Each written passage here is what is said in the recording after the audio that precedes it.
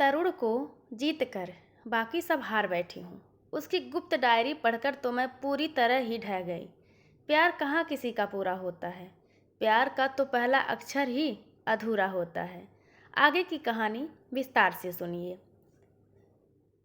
आज से 5 साल पहले मैं इस तरह की ट्रक छाप शायरी से कितना चिढ़ती थी, पर आज मैंने डायरी बंद की।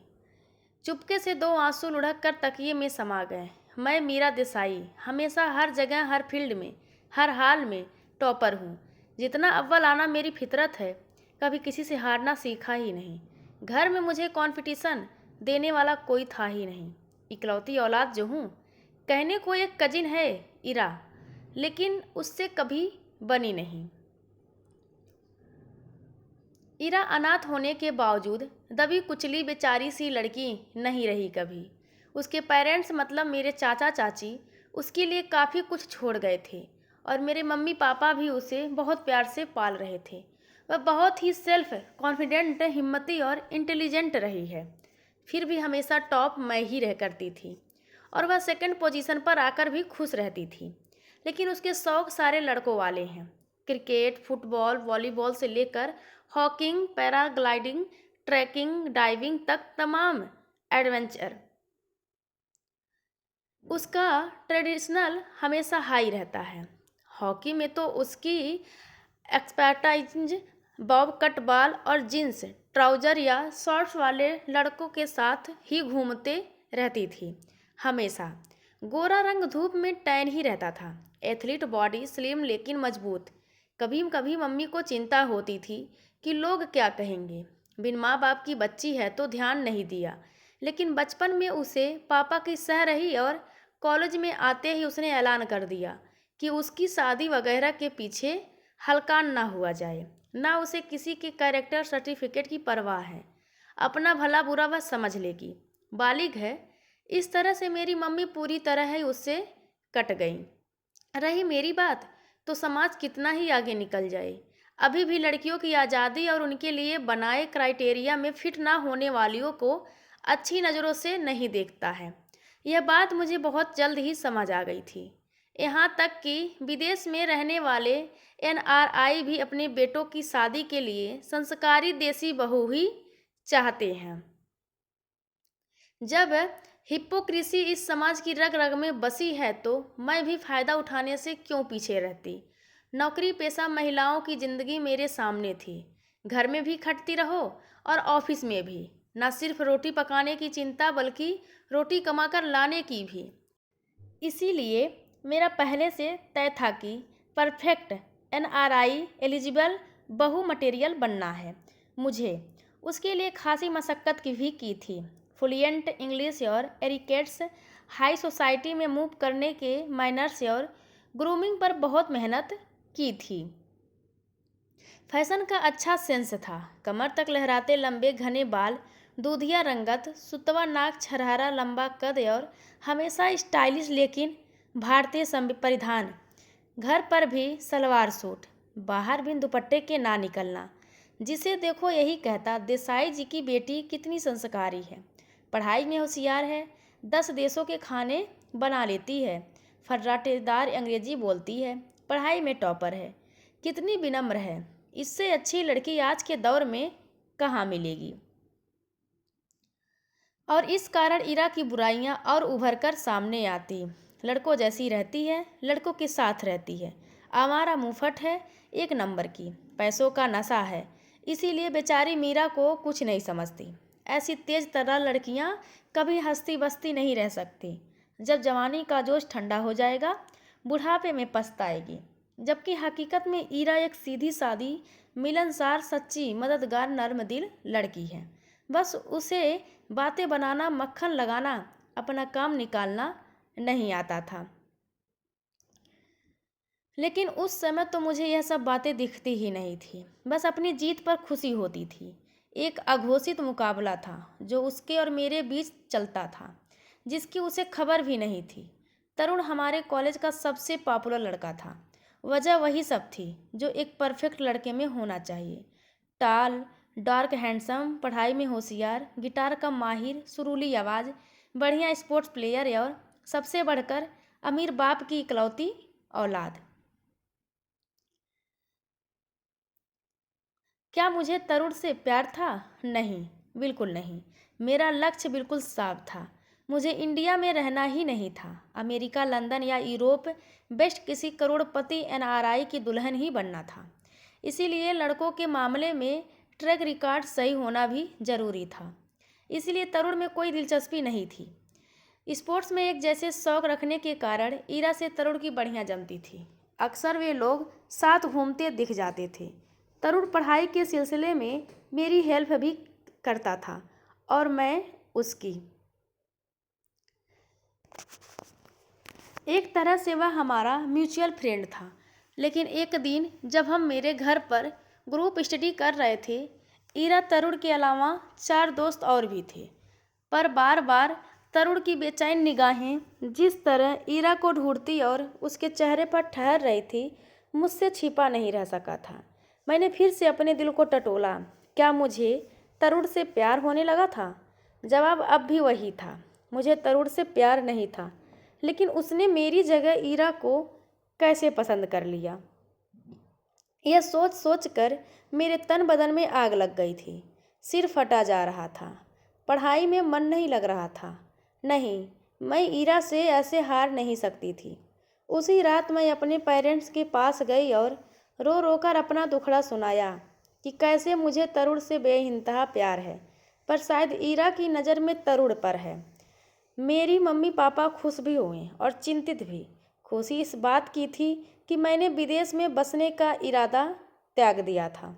वे अपनी इकलौती बेटी को अपने से इतना दूर नहीं करना चाहते थे। और फिर तरुण शर्मा इंडस्ट्रीज का इकलौता वारिस हर तरह से मेरे लिए परफेक्ट था। वही ईरा वाली बात ने उन्हें परेशान कर दिया था।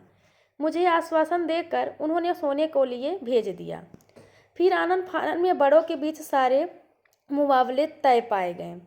मुझ जैसी बेहद सुंदर आकर्षक पढ़ाई के साथ घर के कामों में भी अव्वल और वेल कल्चर संस्कारी लड़की को बहू बनाना उनके लिए भी गौरव की बात थी।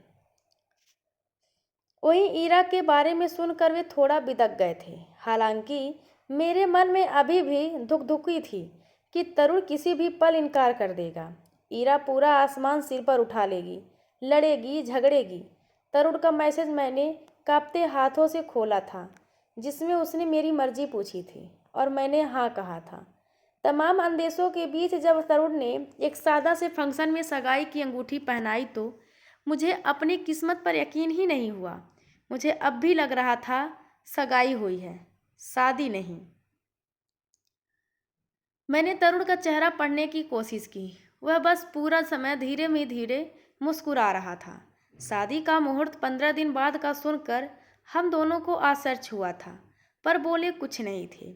ईरा का कहीं कोई पता नहीं था और सच पूछो तो मैं जानना भी नहीं चाहती थी। 2 दिन बाद ईरा खुशी से झूमती हुई मेरे पास आई और मुझसे लिपट गई। मैं हैरान रह गई। मैंने तो कुछ उल्टा ही सोचा था।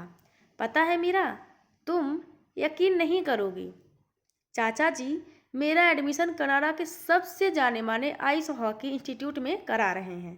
मेरा बचपन का सपना था यह, लेकिन मेरे पास ठीक ठाक प्रॉपर्टी सही इतना कैश तो नहीं था कि अब्रॉड जाकर इतनी महंगी ट्रेनिंग का सोचूं। वह भी तब जब बच्चे 12-13 साल की उम्र से ही देखने लगते हैं। अब मुझे स्पोर्ट्स में करियर बनाने से कोई नहीं रोक सकता। मैं खुद कनाडा जाकर सब देख कर या एडमिशन की फॉर्मेलिटीज़ पूरी करके आ रही हूँ। It's buoyant imagination. बस यहाँ से जाते समय मेरा फ़ोन खो गया था, नया लेना होगा। वह चहक रही थी और मैं समझ गई थी उसे न सगाई का पता है और न शादी का। फ़ोन भी नहीं था उसके पास। सगाई का सुनकर वह एक पल को शॉक्ड हो गई थी। यही हार, बस यही मैं उसके चेहरे पर देखना चाहती थी। थोड़ी देर पहले की उसकी खुशी गायब हो चुकी थी। अब उसका अगला कदम क्या होगा, मैं इसी डर में घिरी थी। पर उम्मीद के खिलाफ उसने खामोशी से अपनी पैकिंग की और 3 दिन बाद ही दोबारा कनाडा रवाना हो गई थी। मेरी शादी तक रुकी ही नहीं थी। मुझे अब भी विश्वास नहीं हो रहा था मैं मिसेस मीरा शर्मा बनकर सुहाग की सेज पर बैठी थी। तरुण मेरा था, बस मेरा, और सच बताऊं तो इसी वजह से मैंने फैमिली प्लानिंग वगैरह का भी नहीं सोचा था। न जाने क्यों अनजाने अंदेशों के साए मुझे घेरे रहते थे। इसीलिए अगले ही साल एक प्यारी सी बेटी तारा की माँ भी बन गई थी। अब हमारी फैमिली पिक्चर परफेक्ट थी और मेरे सारे वसे वसाए शांत हो चुके थे। सब कुछ सही चल रहा था। हमारी शादी को 5 साल होने आए थे, लेकिन अब मुझे इस बोरिंग लाइफ से ऊब होने लगी थी। मैं चिड़चिड़ी अनमनी सी रहने लगी थी। ईरा का सोच सोच कर ईर्ष्या होती थी। वह देश विदेश की जानी मानी हॉकी प्लेयर बन चुकी थी। न सिर्फ आइस हॉकी बल्कि फील्ड हॉकी में भी नेशनल लेवल पर खेल रही थी और मैं घर बैठी बच्चा संभाल रही थी बस। मेरे मम्मी पापा मेरे बजाय उसके नाम से जाने जाते थे। टीवी पर इंटरव्यू देते समय वे गर्व से फूले नहीं समाते थे कि उनकी भतीजी इतना नाम कमा रही है। अनाथ बच्ची के सपने पूरे करने में कोई कसर नहीं छोड़ी। मुझे लगता था मैं तरुण को जीत कर बाकी सब हार बैठी हूँ ईरा से। लेकिन आज तो मैं पूरी तरह ही ढह गई। आज न जाने कैसे तरुण अपना सीक्रेट कंपार्टमेंट लॉक करना भूल गया। मैंने उसमें झांका तो ईरा की तमाम फोटोज इंटरव्यू आर्टिकल थे, साथ ही एक डायरी जिसमें तरुण ने अपने दिल की हर एक बात लिखी थी कि कैसे उसे पहली बार ईरा की बोल्ड कॉन्फिडेंट पर्सनालिटी से प्यार हुआ, किस स्पोर्ट्स में उसका कौन सा मूव उसे इम्प्रेसिव लगता था, लेकर ईरा की पसंद नापसंद हर चीज़ उसमें दर्ज थी। तरुण ने कभी मुझसे नहीं पूछा था मेरा favourite colour, movie, song, food पर ईरा के बारे में सब पता था उसे। यह भी लिखा था कैसे मेरे पापा ने बताया कि वह कनाडा जाकर ट्रेनिंग लेकर प्रोफेशनल करियर बनाना चाहती है, इसीलिए उसे लगता है कि उसका प्यार ईरा के करियर में रुकावट नहीं बनना चाहिए। आखिरी पेज पर यह भी लिखा था कि मीरा एक आइडियल पत्नी की खूबियों वाली लड़की है और मम्मी पापा को बहुत पसंद है। किसी से तो करना ही है शादी, तो मीरा से ही क्यों नहीं। वह ईरा की जगह नहीं ले सकती, लेकिन मैं ईमानदारी से अपनी जिम्मेदारियां उसके प्रति जरूर निभाऊंगा। उसे कोई दुख नहीं पहुंचने दूंगा। मीरा फूट फूट कर रो दी। जिद, अहंकार और बेवजह के हार जीत के इस खेल में उसके हाथ क्या आया था। इस बार उसने अपना दिल टटोला, अब जबकि उसे तरुण से बेहद प्यार था। तरुण की डायरी के आखिरी पेज पर लिखा था, प्यार कहाँ किसी का पूरा होता है, प्यार का तो पहला अक्षर ही अधूरा होता है। तकिया बादस्तूर भीग रहा था। दोस्तों, यह कहानी आप सभी को कैसी लगी कृपया कमेंट करके ज़रूर बताएं और चैनल को लाइक शेयर और सब्सक्राइब करना बिल्कुल ना भूलें। धन्यवाद आप सबका।